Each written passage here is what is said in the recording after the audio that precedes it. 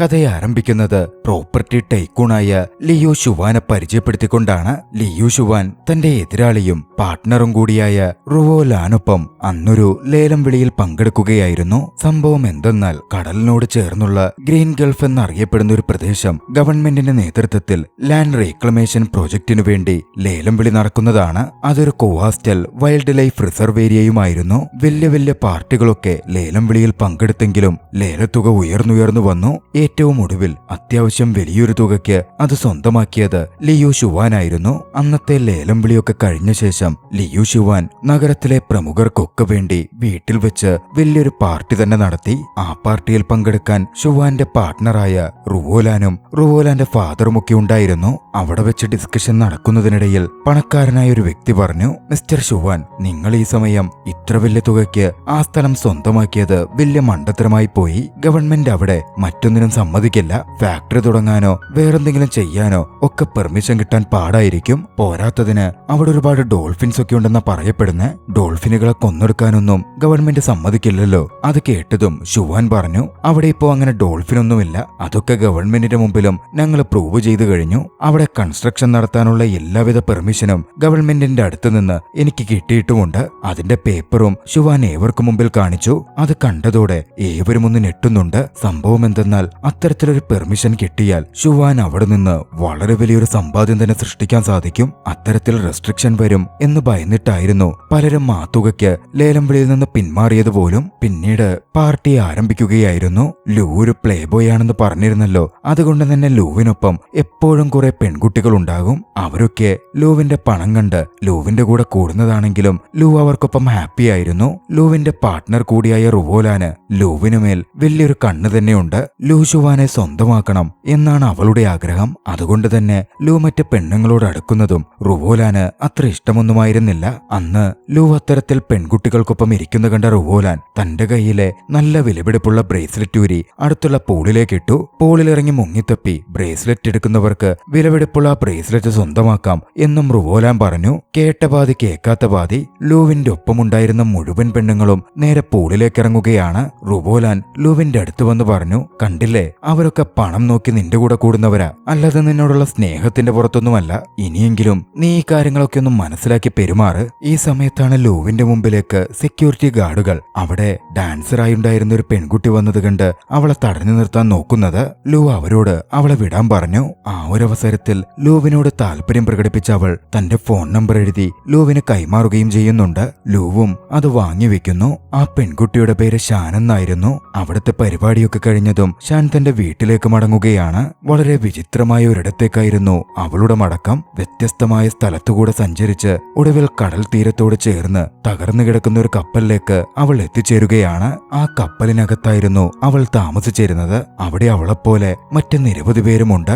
അങ്ങോട്ടേക്കെത്തിയ അവൾ ബാത്ടബിൽ കിടന്ന് കുളിക്കുകയായിരുന്ന പരിക്കുകളേറ്റ പയ്യന് ചില വസ്തുക്കളൊക്കെ കൊടുക്കുന്നുണ്ട്. ആ സമയത്താണ് പെട്ടെന്നൊരു കാര്യം വ്യക്തമാകുന്നത്. ബാത്ടബിൽ കിടന്നിരുന്ന പയ്യൻ ഒരു മത്സ്യകന്യകനാണ്. പിന്നാലെ ആ കാര്യവും വ്യക്തമായി. ഷാനും ഒരു മനുഷ്യ പെൺകുട്ടിയല്ല, അവളും ഒരു മത്സ്യകന്യകയാണ്. മെർമെയ്ഡ് ഇനത്തിൽപ്പെട്ട ഒരു കമ്മ്യൂണിറ്റി തന്നെ ആ ഷിപ്പിനോടും ഷിപ്പിന്റെ ഭാഗങ്ങളോട് ചേർന്ന ഭാഗത്തുമായി താമസിക്കുന്നുണ്ടായിരുന്നു. അവൾ തിരികെ എത്തിയത് കണ്ടതും അവർ അവളോട് സംസാരിക്കാൻ തുടങ്ങി. നീ പോയ കാര്യം എന്തായി? കാര്യങ്ങളൊക്കെ നല്ല രീതിയിൽ നടന്നോ എന്നൊക്കെ ചോദ്യങ്ങൾ വന്നു. കൂട്ടത്തിൽ അവിടുത്തെ ഒരു നേതാവിനെ പോലുള്ള യുവാവായ ഒക്ടോപ്പസ് എന്ന മെർമെയ്ഡായിരുന്നു അവളോട് കാര്യങ്ങൾ പ്രധാനമായും ചോദിച്ചത്.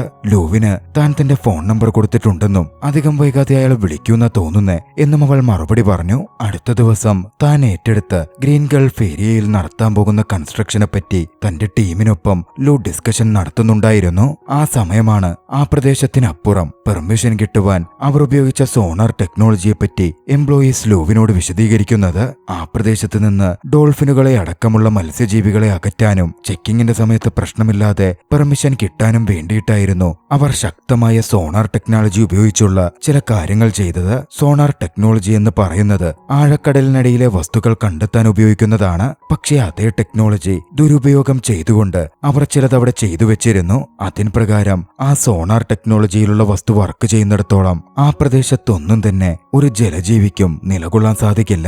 ശരീരത്തിൽ മുറിവുണ്ടായും എന്തിനേറെ പറയുന്നു പൊട്ടിത്തെറിച്ചും വരെ അതില്ലാതായേക്കാം. കഥ അവിടെ നിന്നും വീണ്ടും ഷാനിലേക്ക് തിരിയുകയാണ്. മത്സ്യകന്യകയായ ഷാന് കാലുകൾ ഉണ്ടാവില്ലല്ലോ. കാലിന്റെ ഭാഗത്തുള്ള വാലിൽ മനുഷ്യരെ പോലെ നടക്കാൻ ട്രെയിനിങ് എടുത്ത ഷാൻ ഷൂവൊക്കെ ധരിച്ചിട്ടായിരുന്നു പ്രത്യേക വസ്ത്രവും ധരിച്ച് പുറത്തെത്തിക്കൊണ്ടിരുന്നത്. ആളുകൾക്കിടയിൽ തന്റെ ഐഡന്റിറ്റി വ്യക്തമാവാത്ത രീതിയിൽ ജീവിക്കാൻ ഷാനിന് ട്രെയിനിങ് ലഭിച്ചിരുന്നു. ആ മെർമെയ്ഡ് സമൂഹത്തിലെ പ്രായമേറിയൊരു മുത്തശ്ശി അവിടെ നടക്കുന്ന ക്രൂരതകളെപ്പറ്റിയും മനുഷ്യരെപ്പറ്റിയും അന്ന് വിശദീകരിക്കുകയാണ്. മനുഷ്യന്മാർ ജീവിക്കാൻ പൊല്യൂഷനും മറ്റും ഒരുപാട് വർദ്ധിപ്പിച്ചു. അതുകൊണ്ട് ഏറ്റവും കൂടുതൽ കഷ്ടത അനുഭവിക്കുന്നത് കടൽ ജീവികളാണ്. നമ്മുടെ പ്രിയപ്പെട്ടവർക്കും ഇത്തരത്തിലുള്ള പ്രവർത്തനങ്ങൾ കാരണമാണ് അപകടങ്ങൾ സംഭവിച്ചത്. അതിനുശേഷം അവിടെ ഉണ്ടായിരുന്ന തലവനായ ഒക്ടോപ്പസ് ഏവർക്കും മനുഷ്യരെ കൊല്ലുന്നതിനും എതിരിടുന്നതിനും വേണ്ടിയുള്ള ട്രെയിനിങ് കൊടുക്കുകയായിരുന്നു. വൈകാതെയാണ് കാര്യങ്ങൾ വ്യക്തമാകുന്നത്. അവരൊക്കെ കൊല്ലാൻ ആഗ്രഹിക്കുന്നതും ശ്രമിക്കുന്നതും അവരുടെ വാസസ്ഥലമായ അവിടം ഇല്ലാതാക്കാൻ നോക്കുന്ന ലിയോ ഷുവാനെയാണ്.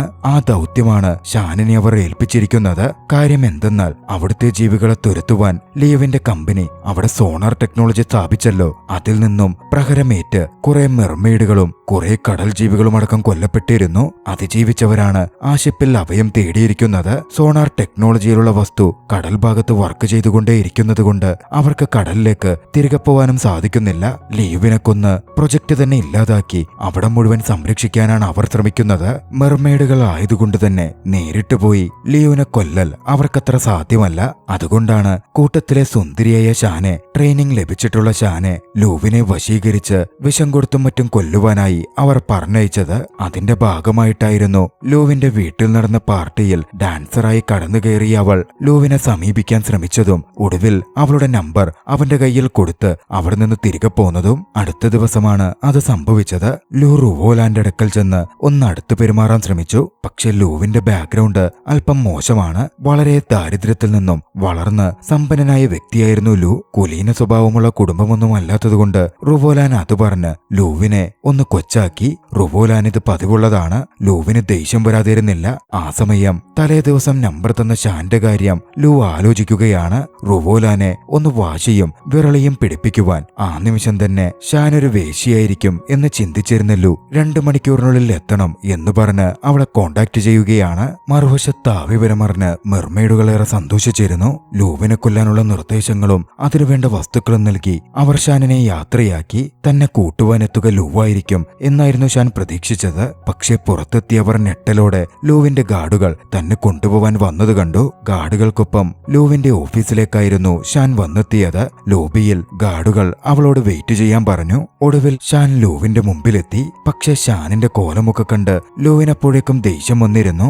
മാത്രമല്ല ആ സമയത്ത് റുവോലാനെ ഒന്ന് ദേഷ്യം പിടിപ്പിക്കാൻ വേണ്ടി അവൻ വിളിച്ചതാണല്ലോ. ആ കാര്യം ലൂ വിട്ടുപോവുകയും ചെയ്തു. ഷാൻ ലൂവിനോട് ഫ്ലേർട്ട് ചെയ്യാൻ ശ്രമിച്ചു. പക്ഷെ ലൂ അതൊക്കെ തള്ളി മാറ്റിക്കൊണ്ട് കുറെ പണം അവളുടെ മുമ്പിലേക്കിട്ട് അതുമെടുത്ത് പൊക്കോളാൻ പറഞ്ഞു. പക്ഷേ തനിക്ക് പണമൊന്നും വേണ്ടെന്നും അതിലും വിലപ്പെട്ട പലതും ഈ ലോകത്തുണ്ട് എന്നുമായിരുന്നു ഷാൻ പറഞ്ഞത്.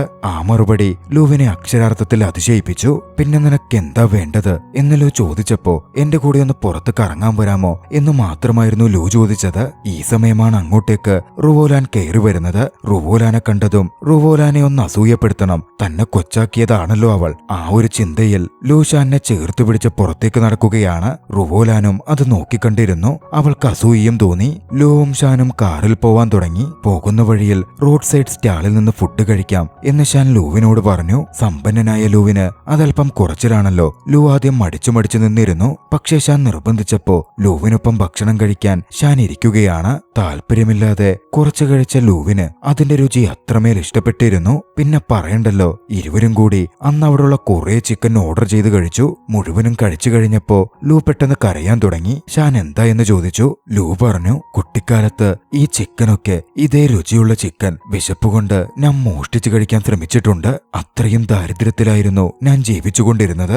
അന്ന് ഞാൻ പ്രതിജ്ഞ ചെയ്തു ഏറെ സമ്പന്നനാവുമെന്ന്. അത് ഞാൻ സാധിക്കുകയും ചെയ്തു. ഉടൻ ഷാൻ പറഞ്ഞു, പണം മാത്രമല്ലല്ലോ എല്ലാം. നിങ്ങളുടെ ഒരുപാട് പണമുണ്ടെന്ന് വെക്കൂ. ഈ ലോകത്ത് നല്ല ഒരു തുള്ളി വെള്ളമില്ലെങ്കിൽ പിന്നെ എത്ര പണമുണ്ടായിട്ട് എന്ത് കാര്യം? ഷാനിനെ ഒഴിവാക്കാൻ $1 മില്യൺ ഒരു ചെക്ക് എഴുതി ലൂ ഷാനിന് കൊടുത്തു. പക്ഷേ ഷാൻ അത് കത്തിച്ചു കളയുകയായിരുന്നു ചെയ്തത്. തനിക്ക് പണമൊന്നും വേണ്ടെന്നും നിങ്ങളെ ഇഷ്ടമായതുകൊണ്ടാ ഞാൻ നിങ്ങളെ തേടി വന്നത് എന്നുമായിരുന്നു അവൾ പറഞ്ഞത്. ലൂവിന് ആദ്യമായി വല്ലാത്തൊരു അതിശയം തന്നെ തോന്നിയിരുന്നു. പണം നോക്കാതെ ഒരു സ്ത്രീ തന്നെ ഇഷ്ടമാണ് എന്ന് പറയുന്നത് ഇത് ആദ്യമാണ്. ഷാനിനൊപ്പം അവിടുത്തെ ഫണ്ട് റൈറ്റ്സിലൊക്കെ കയറി ലൂ ഒരുപാട് സമയം ചിലവഴിച്ചു. ഇതിനിടയിൽ ഷാനിനോട് ഒരു പ്രണയം ലൂവിന്റെ ഉള്ളിൽ മുട്ടിട്ടിരുന്നു. അന്ന് ഷാനിനെ ഡ്രോപ്പ് ചെയ്യാൻ ലൂ ഒപ്പം പോയിരുന്നു. ഇതിനിടയിൽ ഒക്ടോപ്പസ് ലൂവിനെ ഫോൺ ചെയ്തു. തന്നെ ഡ്രോപ്പ് ചെയ്യാൻ ലൂ അങ്ങോട്ടേക്ക് വരുന്നുണ്ട് എന്ന് ഷാനിൽ നിന്നും അവർ മനസ്സിലാക്കി. പ്രധാന കവാടത്തിന് പിന്നിൽ ലൂ അങ്ങോട്ടേക്ക് വന്നാൽ കൊലപ്പെടുത്തുവാൻ വേണ്ടി ഒക്ടോപ്പസും സംഘവും കാത്തുനിന്നു. ഷാനും അത് അറിയാമായിരുന്നു. പോകുന്ന വഴിയിൽ തന്റെ പ്രണയം ലൂ പ്രകടമാക്കുന്നുണ്ടായിരുന്നു. ലൂ അത്ര മോശം വ്യക്തിയല്ല എന്നിതിനോടകം ഷാനും ബോധ്യപ്പെട്ടു. അതുകൊണ്ട് തന്നെ ലൂവിനോട് ഷാനിനും ചെറിയ പ്രണയം തോന്നി തുടങ്ങിയിരുന്നു. അങ്ങോട്ടേക്ക് കടന്നു വന്നാൽ ലൂവിനെ ഒക്ടോപ്പസും സംഘവും കൊല്ലുമെന്നുള്ളതുകൊണ്ട് ലൂവിനെ അങ്ങോട്ടേക്ക് കൊണ്ടുവരാതെ തിരികെ പറഞ്ഞയച്ച് ലൂവിന്റെ ജീവൻ ഷാൻ സംരക്ഷിക്കുകയാണ്. അന്ന് തിരികെ എത്തിയ ഷാനിനെ ഒക്ടോപ്പസും സംഘവും വല്ലാതെ ശകാരിച്ചിരുന്നു. നല്ല അവസരം ഷാൻ ഇല്ലാതാക്കി എന്നും പറഞ്ഞ് ഒഴിവുകഴിവുകൾ പറഞ്ഞ് ഷാൻ അതിൽ നിന്ന് രക്ഷപ്പെട്ടു. പക്ഷേ അടുത്ത ദിവസം വീണ്ടും മീറ്റ് ചെയ്യാം എന്ന് പറഞ്ഞ് ഷാനിനെ തിരക്കി ലൂവിന്റെ ഫോൺ കോൾ എത്തി. മറ്റ് മെർമെയ്ഡുകളും അതറിഞ്ഞിരുന്നു. ലൂവിനെ കൊല്ലാൻ മറ്റൊരവസരം എന്ന് ചിന്തിച്ച് അവർ ആഹ്ലാദഭരിതരായി. പക്ഷേ ഷാനിനെ സംബന്ധിച്ചിടത്തോളം ഷാൻ ആകെ കൺഫ്യൂസ്ഡ് ആയിരുന്നു. ലൂ വന്നൊരു റെസ്റ്റോറന്റിലേക്കായിരുന്നു ഷാനിനെ വിളിച്ചു വരുത്തിയിരുന്നത്. അവിടെ വെച്ചൊരു ഷെഫിന്റെ രൂപത്തിൽ ലൂവിനെ കൊല്ലുവാൻ ഒക്ടോപ്പസ് എത്തിയിരുന്നു. ബോഡി ഗാർഡുകളെ കണ്ടതും ഒക്ടോപ്പസ് ഇത് മുഴുവൻ ആക്ടാണ് എന്ന മട്ടിൽ അഭിനയിക്കാൻ തുടങ്ങി. ഒക്ടോപ്പസിന്റെ നീരാളി കൈകളിൽ പലതും നിർബന്ധപൂർവം ഒക്ടോപ്പസിന് കുക്ക് ചെയ്യാൻ വെച്ചുകൊടുക്കേണ്ടി വരികയും ചെയ്തു. മറ്റൊരു ഷെഫ് അത് മുറിച്ചപ്പോ വേദന കൊണ്ട് ഒക്ടോപ്പസ് പൊളഞ്ഞു. ഒടുവിൽ തന്റെ വായിൽ നിന്നും കറുത്ത ദ്രാവകം തുപ്പി ഒക്ടോപ്പസ് അവിടെ നിന്ന് രക്ഷപ്പെട്ടു പോയി. ആ പ്രശ്നങ്ങളൊക്കെ ഒരു നിമിഷം കൊണ്ട് അവസാനിച്ചിരുന്നു. സംഭവങ്ങളൊക്കെ കെട്ടടങ്ങിയൊന്ന് ശാന്തമായതും ലൂ ഷാനിനോട് സംസാരിച്ചു. താൻ അവളെ വിവാഹം കഴിക്കാൻ ആഗ്രഹിക്കുന്നതായി അവളെ അറിയിച്ചു. പക്ഷേ നമ്മൾ ഇന്നലെ കണ്ടല്ലേ ഉള്ളൂ, അപ്പോഴേക്കും എങ്ങനെ വിവാഹം എന്നൊക്കെ ഷാൻ തിരക്കി. അവളെപ്പോലെ മറ്റാരെയും താൻ കണ്ടിട്ടില്ലെന്നും അവളെ തനിക്ക് ഒരുപാട് ഇഷ്ടമായി എന്നുമായിരുന്നു ലൂവിന്റെ മറുപടി. ഷാൻ ഈ സമയം തന്റെ കയ്യിലെ കത്തി പുറത്തെടുത്തു. താൻ യാഥാർത്ഥ്യത്തിൽ അവനെ കൊല്ലാനാണ് വന്നത് എന്ന കാര്യം അവനോട് പറഞ്ഞു. പക്ഷേ ലൂ അതൊന്നും കാര്യമാക്കാതെ കത്തി തട്ടിമാറ്റി അവളെ ചുംബിക്കുകയായിരുന്നു ചെയ്തത്. സങ്കടത്തിലും ദുഃഖത്തിലും ദേഷ്യത്തിലും അവൾ വേഗം അവിടെ നിന്ന് പോയി. പിന്നാലെ റുവോലാൻ അങ്ങോട്ടേക്ക് വന്നു. തന്നെ ഇങ്ങനെ ഫോളോ ചെയ്യരുത് എന്ന് പറഞ്ഞ് ലൂ വന്ന് റുവോലാനോട് ദേഷ്യപ്പെടുന്നുണ്ട്. തിരികെ ഷിപ്പിലെത്തിയ ഷാനിനെ മുറിവേറ്റ് അങ്ങോട്ടേക്കെത്തിയ ഒക്ടോപ്പസും മറ്റുള്ളവരും ചേർന്ന് ക്രൂശിക്കുവാൻ തുടങ്ങി.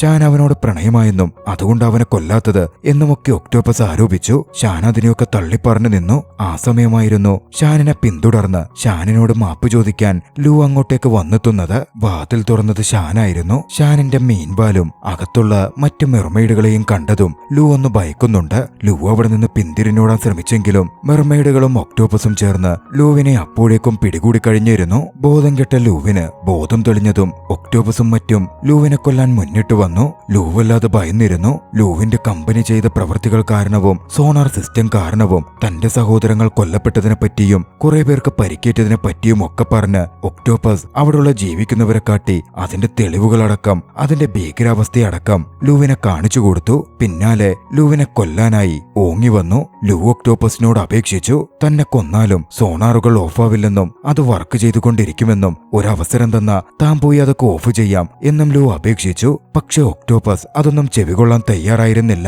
ദേഷ്യത്തിൽ ലൂവിനെ വധിക്കാൻ ഒക്ടോപ്പസ് തുനിഞ്ഞപ്പോഴേക്കും ഒക്ടോപ്പസിന്റെ ഒരു കൈ ഷാൻ മുറിച്ചു. ആ നിമിഷം കൊണ്ട് ലൂവിനോട് രക്ഷപ്പെട്ടു പോവാനും ഷാൻ ആവശ്യപ്പെട്ടു. ലൂ രക്ഷപ്പെട്ടുപോയി. അതിശയത്തോടെ മെർമെയ്ഡുകൾ ഷാനിനെ നോക്കുന്നുണ്ടായിരുന്നു. രക്ഷപ്പെട്ടുപോയ ലൂ ആകെ കൺഫ്യൂസ്ഡായി. നേരെ പോയത് പോലീസ് സ്റ്റേഷനിലേക്കാണ്. മെർമെയ്ഡുകൾ തന്നെ പിടിച്ചു കൊല്ലാൻ നോക്കി എന്നൊക്കെ ലൂ പറഞ്ഞെങ്കിലും പോലീസുകാർ അവനെ കളിയാക്കി ചിരിക്കുകയായിരുന്നു ചെയ്തത്. അന്ന് തിരികെ ഓഫീസിലെത്തിയ ലൂ ഒരുപാട് ആലോചിച്ചു. ശരിക്കും ഈ സോണാർ ടെക്നോളജി അത്ര വിഷയമാണോ എന്നാലോചിച്ച ലൂ തന്റെ മേൽ തന്നെ അതൊന്ന് പരീക്ഷിച്ചു നോക്കണം എന്ന് തീരുമാനിച്ചു. എംപ്ലോയീസ് വേണ്ടെന്ന് പറഞ്ഞെങ്കിലും ലൂ നിർബന്ധം പിടിച്ചപ്പോ അതിന്റെ ചെറിയൊരു ഡോസ് പവർ ലൂവിന് മേൽ പ്രയോഗിച്ച് അവർ കാണിച്ചു കൊടുത്തു. അതടിച്ചപ്പോ തന്നെ ലൂ ആകെ അവശനായി പോയിരുന്നു. പെട്ടെന്നത് ഓഫ് ചെയ്യാൻ ലൂ പറഞ്ഞു. ഛർദ്ദിക്കുക പോലും ചെയ്തു. പിന്നാലെയാണ് എംപ്ലോയി വന്ന് ലൂവിന് മേലാകെ 10% ഉപയോഗിച്ച് ഇതിന്റെ 100% കടലിനടിയിൽ ഉപയോഗിക്കുന്നത് എന്ന് ലൂവിനോട് പറയുന്നത്. ലൂ ഞെട്ടിത്തെറിച്ചു പോയിരുന്നു. കടൽ ജീവനുകൾക്ക്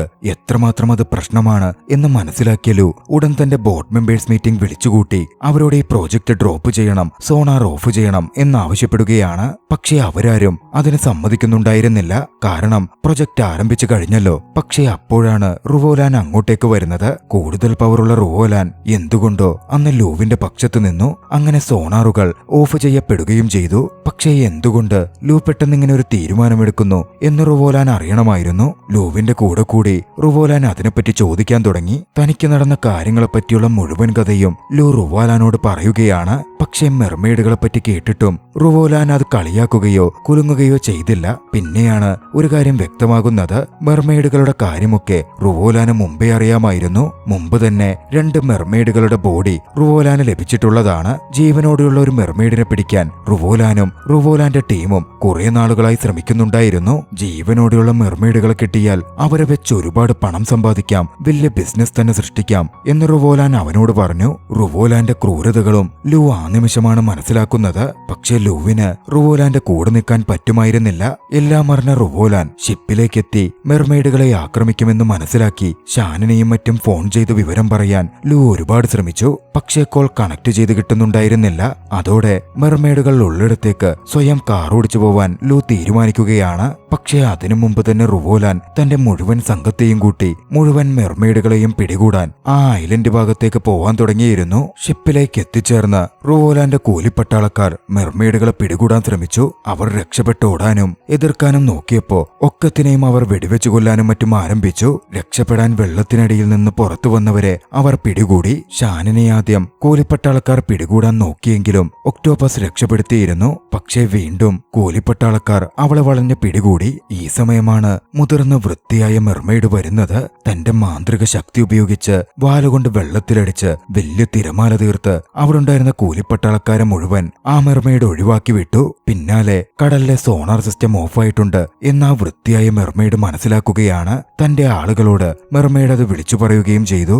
അതോടെ അതിജീവിച്ച ഓരോ മെർമെയ്ഡും കടൽ അന്തർഭാഗത്തേക്ക് നീന്തി രക്ഷപ്പെടാൻ ശ്രമിക്കാൻ തുടങ്ങി. പക്ഷേ എന്നിരുന്നാലും രക്ഷപ്പെടാൻ ശ്രമിച്ച ഷാൻ ആക്രമിക്കപ്പെട്ട് മുറിവേറ്റ് പിടികൂടപ്പെടുകയാണ്. അവളുടെ ശരീരം മുറിവിനാൽ നിറഞ്ഞിരുന്നു. കൂലിപ്പട്ടാളക്കാർ ഷാനിനെ ചുറ്റിവളഞ്ഞു. ഷാനിനോട് ദേഷ്യവും വിദ്വേഷവും ഉണ്ടായിരുന്ന റുവോലാൻ ഷാനിനെ കൊന്നുകളഞ്ഞേക്കാൻ കൂലിപ്പട്ടാളക്കാരോട് പറഞ്ഞപ്പോഴേക്കും തന്റെ ജെറ്റ് പാക്കിൽ അങ്ങോട്ടേക്ക് പറന്നിറങ്ങിയ ലിയു അവരോട് നിർത്താൻ ആവശ്യപ്പെട്ടു. പക്ഷേ റുവോലാൻ അതിനൊരുക്കമായിരുന്നില്ല. കൂലിപ്പട്ടാളക്കാരന്റെ കയ്യിൽ നിന്ന് അമ്പെയ്യുന്ന തോക്ക് പിടിച്ചു വാങ്ങി ഷാനിനെ കൊല്ലുവാൻ വേണ്ടി റുവോലാൻ തയ്യാറെടുത്തു. തന്റെ ശരീരം കൊണ്ടായിരുന്നു ലൂ അത് തടഞ്ഞത്. പിന്നാലെ ഷാനിനെ സുരക്ഷിതമായി ലൂ കടലിലേക്ക് തന്നെ അയക്കുകയാണ്. അപ്പോഴേക്കും ലൂ വിളിച്ചിട്ട് പോലീസ് സംഘം അങ്ങോട്ടേക്ക് എത്തിച്ചേർന്നിരുന്നു. ഇല്ലീഗൽ ആക്രമണം നടത്തിയ റുവോലാനെയും സംഘത്തെയും പോലീസ് അറസ്റ്റ് ചെയ്തു. കുറച്ചു വർഷങ്ങൾക്ക് ശേഷം അന്നത്തെ സംഭവം അതിജീവിച്ച് ഏറെ സമ്പന്നനായ ലൂവിന്റെ വീട്ടിലേക്ക് ഒരു പയ്യൻ വന്നു. എൻവയോൺമെന്റൽ പ്രൊട്ടക്ഷൻ പ്രോഗ്രാം എന്ന അവന്റെ ഉയർന്ന സ്റ്റഡീസിന് വേണ്ടി ലൂ പണം മുടക്കാനും സ്കോളർഷിപ്പ് നൽകാനും തയ്യാറായിരുന്നു. അതിന് നന്ദി അറിയിക്കാനായിരുന്നു അവൻ അങ്ങോട്ടേക്ക് എത്തിയത്. സംസാരിക്കുന്ന കൂട്ടത്തിൽ ലൂവിനെ പറ്റി കേട്ടുകേൾവിയുള്ള ലൂ മെർമെയ്ഡ്സിനെ കണ്ടിട്ടുണ്ട്, ഒരു മെർമെയ്ഡിനെ പ്രണയിച്ചിട്ടുണ്ട് എന്നതൊക്കെ സത്യമാണോ എന്ന് അവൻ ചോദിച്ചു.